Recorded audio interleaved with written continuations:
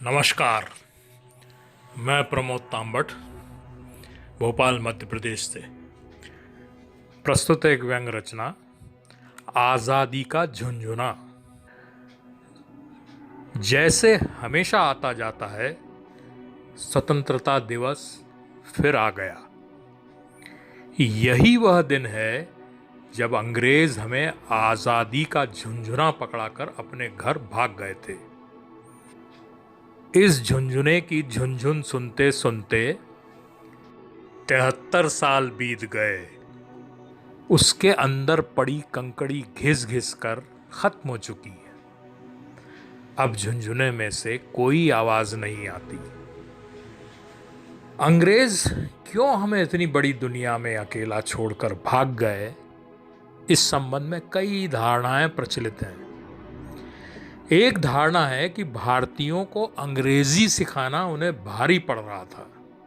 उन्हें सिखाते सिखाते अंग्रेजी की ही खटिया खड़ी होती जा रही थी, इसलिए अपनी भाषा बचाने की गरज से सारे अंग्रेज भारत से भाग निकले।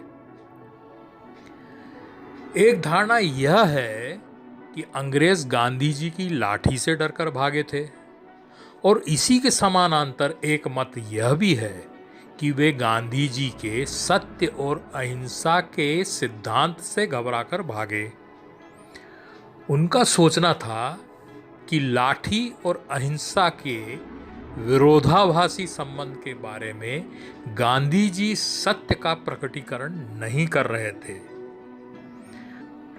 उनके सिद्धांतकारों में यह आम राय बन चुकी थी कि गांधी जी दिखाने भर के लिए अहिंसा अहिंसा का राग अलापते हैं, दरअसल उनके इरादे नेक नहीं हैं। एक न एक दिन अवश्य ही पूरा देश अंग्रेजों पर लठ लेकर पिल पड़ेगा। पिटने के डर से कौन बड़ा से बड़ा गुंडा जान बचाकर नहीं भागता।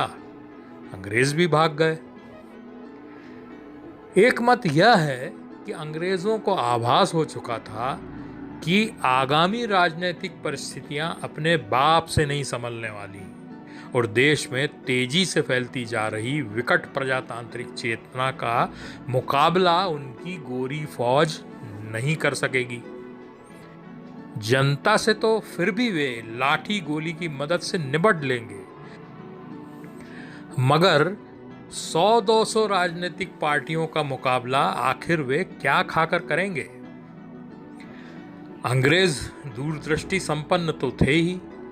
सन 47 में ही उन्हें पता चल गया था कि भविष्य में भारत विकट राष्ट्रवादियों का देश बनने जा रहा है।